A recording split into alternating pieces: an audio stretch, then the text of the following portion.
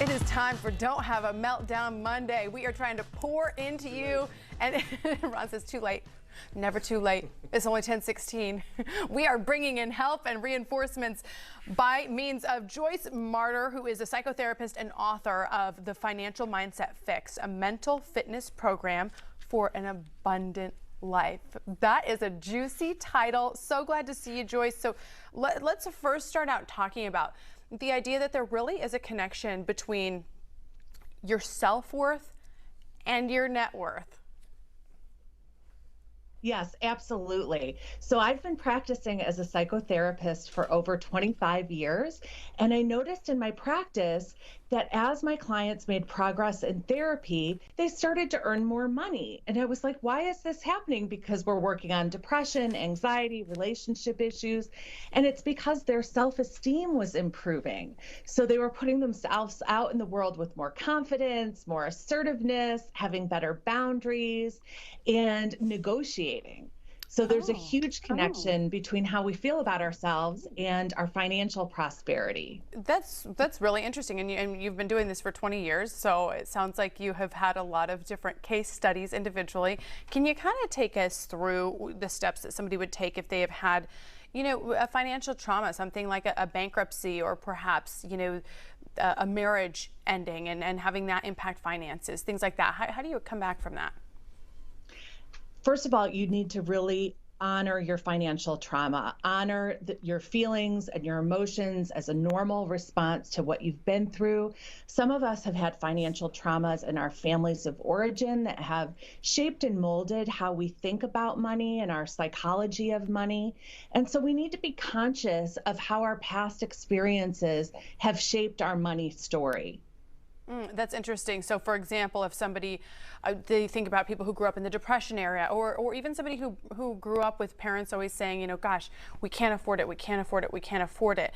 Is that something that sort of cycles through and maybe is even subconscious as an adult about not being able to afford something, even if perhaps they can?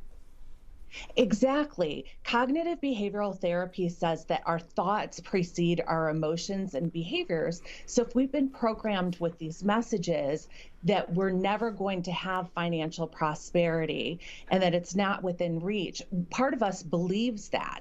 So we want to empower people. I want to empower people to know that they can create change in their lives, in their financial lives, by taking responsibility and working a program such as the one I offer in my book.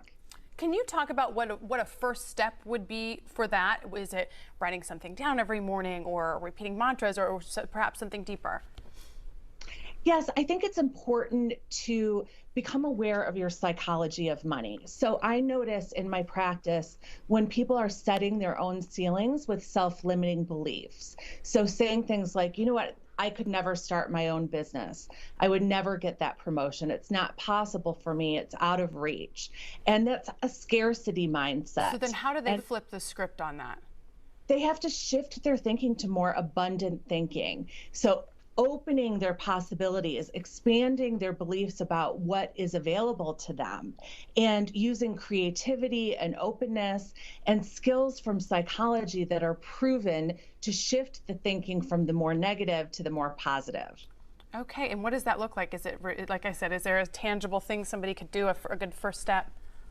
There are thought records, which is a cognitive behavioral therapy technique, and there are CBT workbooks available online. And I have CBT exercises included in my books. But I think if you think about your psychology of money, your history, and your emotions and your thoughts and your behaviors and your relationship with money, and become aware of any self-sabotage. We're all human beings. We're not perfect. And so we have to learn to take better care of ourselves. I also think it's really important to access support. So working with whether it's a debt consolidation counselor or a therapist or a financial planner, it's really important to have accountability. And my hope is to remove the shame and stigma of both mental health issues and financial health issues, and inspire and motivate people and equip them with tools to live an abundant life. Joyce Marter, psychotherapist and author of The Financial Mindset Fix, a mental fitness program for an abundant life. Thank you so much for the time. Great advice today, and you can pre-order on Amazon. And